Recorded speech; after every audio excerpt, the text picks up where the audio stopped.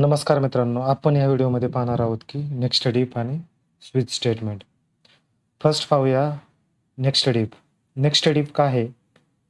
तर next if हे if स्टेटमेंटच्या आतमध्ये अनदर इफ स्टेटमेंट डिक्लेअर करणे म्हणजे इफ स्टेटमेंट. फॉर एक्झाम्पल, एक इफ स्टेटमेंट आहे. ही इफ स्टेटमेंट आहे.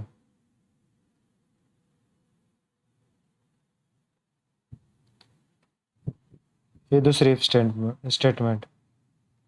ह्यालाच आपण काय म्हणतो? If statement. म्हणजे एका इफ स्टेटमेंटच्या आतमध्ये दुसरी इफ स्टेटमेंट, त्यालाच आपण नेक्स्ट इफ म्हणतो. त्याचं डेफिनेशन बघू first. If statement inside another if statement is called as nested if. म्हणजे एका इफ स्टेटमेंटच्या आतमध्ये दुसरी इफ स्टेटमेंट, त्याला नेक्स्टेड इफ म्हणतो आपण. फॉर एक्झाम्पल, त्याचा सिंटॅक्स बघू आपण आता. सिंटॅक्स काय आहे त्याचा? इफ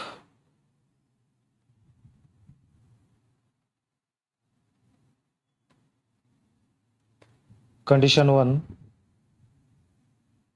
इफ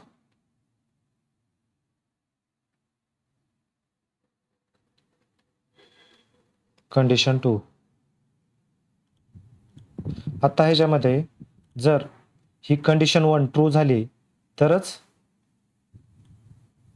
इनसाइड इफ येणार, म्हणजे आउटर साईडच्या इफ मध्ये. जर कंडिशन 1 जर ट्रू झाली तर ही कंडिशन व्हेरीफाय करणार, कंडिशन 2 व्हेरीफाय करणार. अदरवाईज कंडिशन 2 व्हेरीफाय करणार नाही. म्हणजे एक एक्झाम्पल बघू ह्याच्यामध्ये कोडमध्ये. आता ह्याच्यामध्ये बघा, 2 व्हेरिएबल डिक्लेअर केले तर हॉल तिकीट आणि fees paid.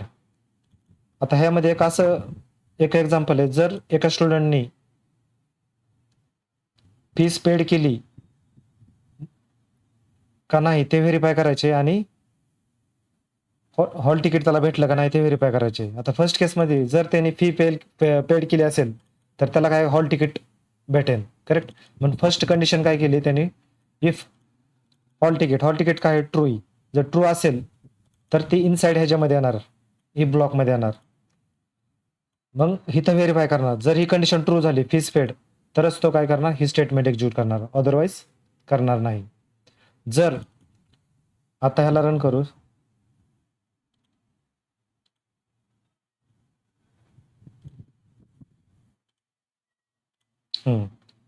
Student can enter the exam hall, correct. Suppose hall ticket काय आहे? ट्रू आहे सध्या ह्या केसमध्ये. जर आपण ह्याला फॉल्स केलं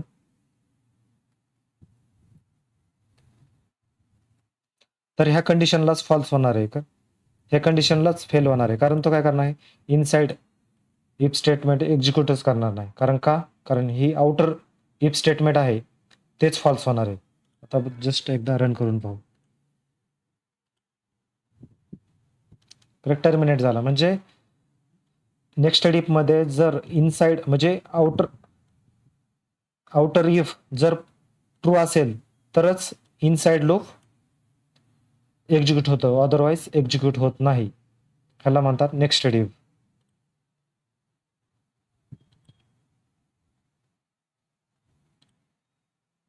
आता आहे स्विच स्टेटमेंट. स्विच स्टेटमेंट काय आहे याची फर्स्ट डेफिनेशन बघू, त्यानंतर सिंटॅक्स आणि एक्झाम्पल बघू. Switch statement is a decision making. ही काय आहे? डिसिजन मेकिंग एक स्टेटमेंट आहे. Use to select and execute one block of code from multiple option based on value of expression. Multiple option मधून एकच ऑप्शन एक्झिक्यूट होणार. तर आहे syntax. Switch expression case value 1. जर व्हॅल्यू ह्या केसला मॅच झाली तर हा वाला ब्लॉक एक्झिक्यूट होणार. म्हणजे एक्सप्रेशनची व्हॅल्यू 1ला जर मॅच झाली तर केस 1 एक्झिक्यूट होणार. जर एक्सप्रेशनची व्हॅल्यू केस 2ला जर मॅच झाली तर केस 2 एक्झिक्यूट होणार. जर एक्सप्रेशनची व्हॅल्यू केस 1 आणि केस 2 कुठल्याच केसला जर मॅच झाली नाही तर हा डिफॉल्ट ब्लॉक एक्झिक्यूट होणार, करेक्ट. आणि ह्याच्यामध्ये ब्रेक स्टेटमेंट ह्याच्यासाठी यूज केलंय की जर आपल्याला इफ स्विच केसमधून बाहेर पडायचं असेल, मग टर्मिनेट करायचं असेल, त्यावेळेस आपण ब्रेक स्टेटमेंट यूज करतो. एक एक्झाम्पल बघूया. आता ह्या केसमध्ये बघा, स्विच केसचा हा प्रोग्राम आहे. ह्यामध्ये डे नावाचं व्हेरिएबल आहे इंटिजर टाईपचं, आणि ह्यात केस 1, केस 2, केस 3 आणि केस 4 4 केस ॲड केलेत आपण आणि एक डिफॉल्ट. आता डेची व्हॅल्यू किती 5 आहे, तर कुठल्या केसला मॅच होती का ते व्हेरीफाय करणार. तर डेची व्हॅल्यू फर्स्ट केसला मॅच होती का, नाही, कारण ही डेची व्हॅल्यू 5 आहे, नाही तर किती 1 आहे, तर हे मॅच होत नाही. केस 2 मॅच होती का, नाही, कारण केस 2 ची व्हॅल्यू 2 आहे आणि ह्याची 5 आहे. 3 ला बी होत नाही, 4 ला बी होत नाही. जर कुठल्याही केसला जर व्हॅल्यू मॅच नाही झाली एक्सप्रेशनची, म्हणजे डेची व्हॅल्यू, तर डिफॉल्ट स्टेटमेंट एक्झिक्यूट होतं. बघा, जर आता फॉर एक्झाम्पल इथं 1 हे करू, डेची व्हॅल्यू 1 आहे, तर ह्या म्हणजे डेची व्हॅल्यू कोणाला मॅच होती, म्हणजे डे म्हणजे एक्सप्रेशन आहे अकॉर्डिंग टू सिंटॅक्स.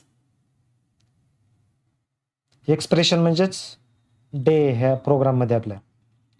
जर डेची व्हॅल्यू कुठल्या, आता हे 1 आहे इथं, मग कुठल्या केसला होणार, केस 1 ला एक्झिट होणार. सपोज आता जर रन केला मी प्रोग्राम, मंडे प्रिंट होणार, करेक्ट, कारण डेची व्हॅल्यू केस 1 ला मॅच झाली. फॉर एक्झाम्पल आता आपण ह्या सिनेरिओमध्ये काय करू, ब्रेकला रिमूव्ह करू, काय होतं ते चेक करू. जर ब्रेकला रिमूव्ह केलं तर काय होतंय बघा, म्हणजे केस 1 आणि केस 2 दोन्ही बी एक्झिक्यूट होतात, कारण केस 2 तर एक्झिक्यूट व्हायला नाही पाहिजे ना, कारण ही मॅचच होत नाही ना, याला हे जी व्हॅल्यू आहे केस 2 ला मॅचच होत नाही, त्यामुळं केस 2 एक्झिक्यूट व्हायला नाही पाहिजे होती. तर त्यासाठी ब्रेक स्टेटमेंट इथं इम्पॉर्टंट आहे.